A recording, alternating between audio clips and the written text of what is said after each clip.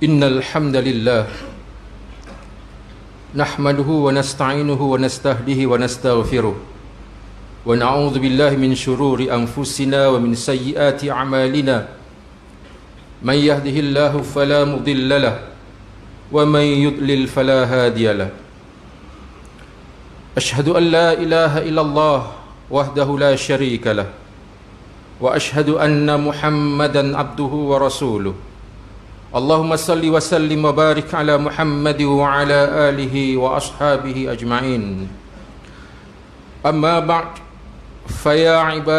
فيا أيها المسلمون اتقوا الله أوصيكم وإياي بتقوى الله فقد فاز المتقون قال الله تعالى في كتابه العزيز يا أيها الذين آمنوا اتقوا الله حق تقاته ولا تموتن إلا وأنتم مسلمون.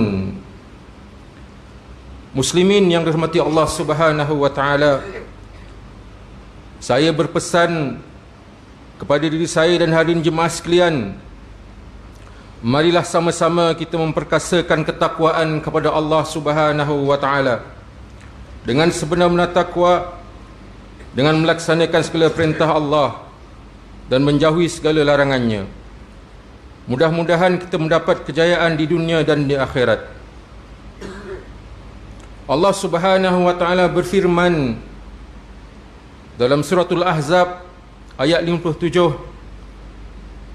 Innal ladzina yu'dzuna Allah wa rasulahu la'anahumullahu fid dunya wal akhirah wa a'adda lahum 'adzaban muhina.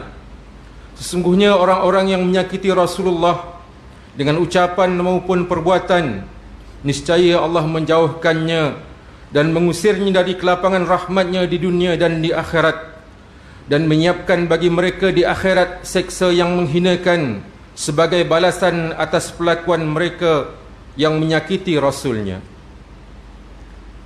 Khutbah pada hari ini akan menerangkan tentang satu isu yang telah berlaku beberapa tahun sebelum ini dan masih lagi berlaku, yaitu serangan dan penghinaan terhadap Islam masa kini.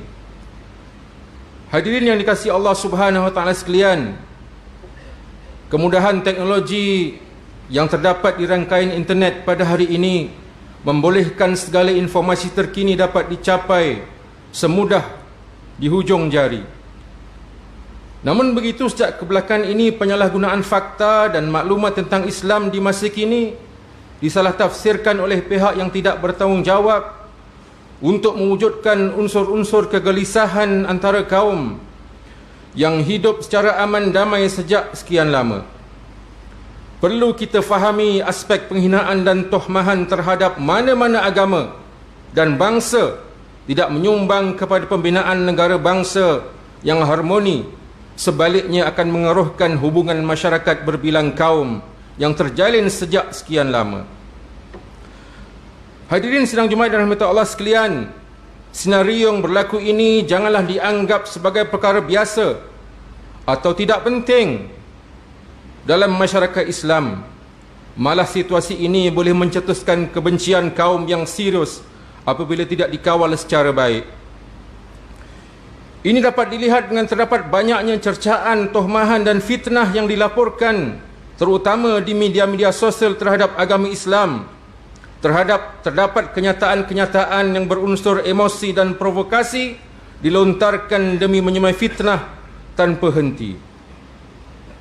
Bagi umat Islam yang beriman, mereka berpandukan kepada kitab suci Al-Quran yang menegah daripada menghina apatah lagi mencaci agama lain, sebagaimana dinyatakan dalam suratul An'am ayat 108, wala tasubbul ladzina yad'una min dunillah fayasubbullahu aduwwum bighairi ilmin kadzalika zayyana likulli ummatin 'amalahum thumma ila rabbihim marji'uhum fayunabbi'uhum bima kanu ya'malun. Dan janganlah kamu maki sembahan-sembahan yang mereka sembah selain Allah, kerana mereka nanti akan memaki Allah dengan melampaui batas tanpa pengetahuan. Demikianlah kami jadikan setiap umat menganggap baik pekerjaan mereka, kemudian kepada Tuhan mereka lah kembali mereka, lalu dia memberitakan kepada mereka apa yang dahulu mereka kerjakan.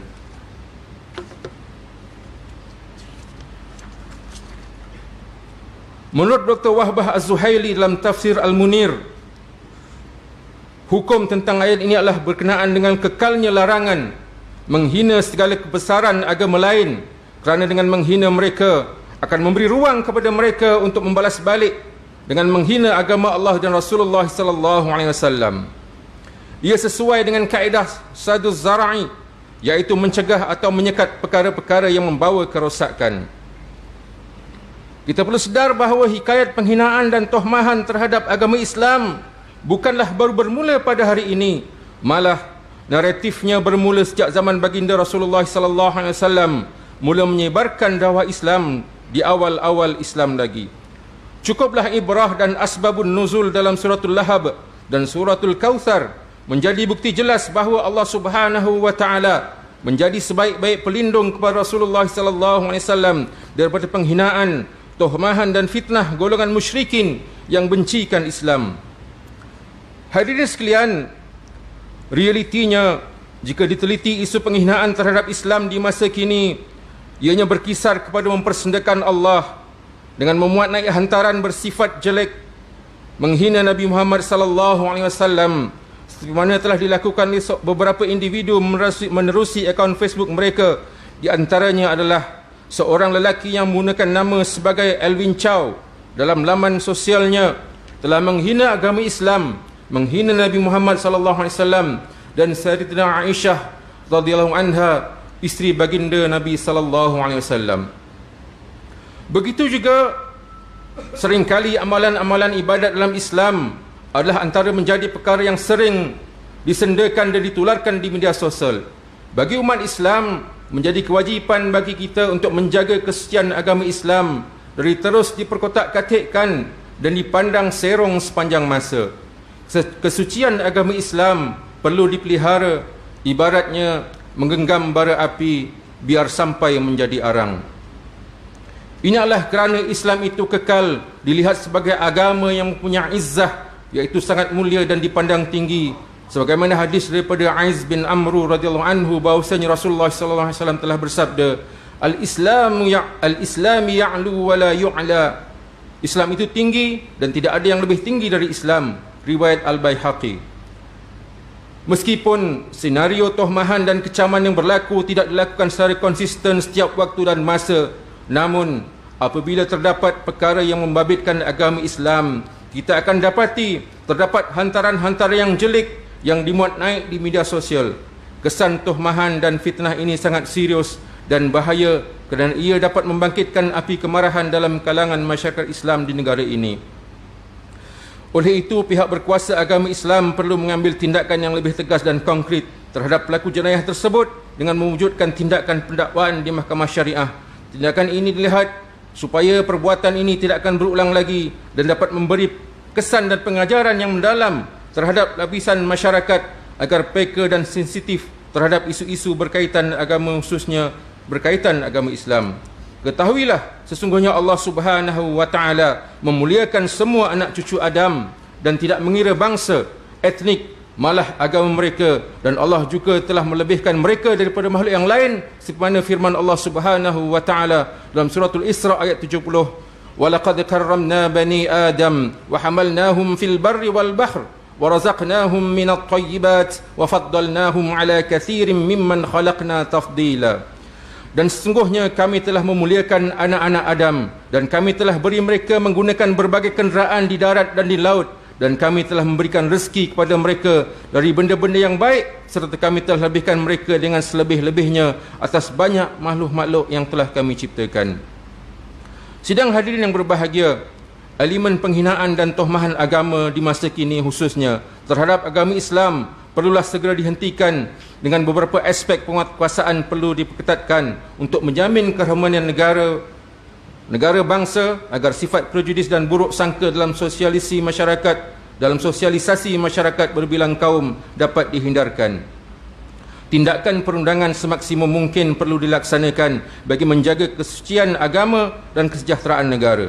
Ia bukannya sekadar membayar denda ratusan ringgit dan penjara beberapa bulan seperti umpama melepaskan batuk di tangga. Bahkan hukumannya perlu lebih keras dan setimpal dengan penghinaan yang disebarkan seterusnya agar ia dapat memberi pengajaran dan menginsafkan pemfitnah-pemfitnah yang lain demi memartabatkan kesucian agama Islam. Ini kerana isu ini lihat masih berulang hari demi hari, malah sukar dibendung, dan tindakan-tindakan yang kita lakukan umpama mencurah air di daun keladi. Sebagai umat Islam, malah kita menampilkan sikap saling menghormati dalam kalangan masyarakat berbagai kaum dan agama kerana ia merupakan teras perpaduan negara. Begitu juga kewujudan laman sosial seperti Facebook, Twitter dan Instagram dilihat dapat menjadi medium dakwah baru untuk berkomunikasi dengan golongan sasaran yang kurang memahami tentang Islam dengan lebih mesra dan berkesan. Ia merupakan corak baru dakwah Islam agar kefahaman tentang Islam dapat disebarkan kepada khalayak dan sasaran yang kita serukan. Hal ini perlu kita sedari hikmah kepelbagaian etnik, bangsa dan keturunan yang tentunya melahirkan kepelbagaian budaya, gaya hidup, corak pemikiran serta kepercayaan dan keyakinan yang menjadikan kehidupan kita ini menjadi lebih indah untuk dikongsi bersama. Hadirin sidang Jumaat yang rahmati Allah sekalian, tausiah dan pengajaran yang dapat diambil daripada khutbah pada hari ini adalah: yang pertama, umat Islam hendaklah meyakini bahawa agama Islam adalah agama yang benar dan unggul dari agama-agama yang lain. Yang kedua, umat Islam dilarang melakukan penghinaan dan tuhmahan terhadap mana-mana agama kerana ia akan mengeruhkan hubungan masyarakat yang berbilang kaum. Yang ketiga, umat Islam hendaklah menjauhkan diri daripada sikap dan tindakan melampau atau ekstremis yang boleh menjejaskan imej Islam sebagai agama yang menegakkan keamanan dan kesejahteraan sejagat.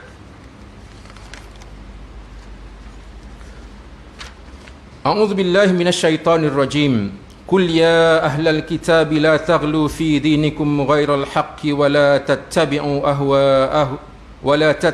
ahwa'a qaumin qad dallu min qablu wa adallu katsira wa dallu an sawa'is sabil.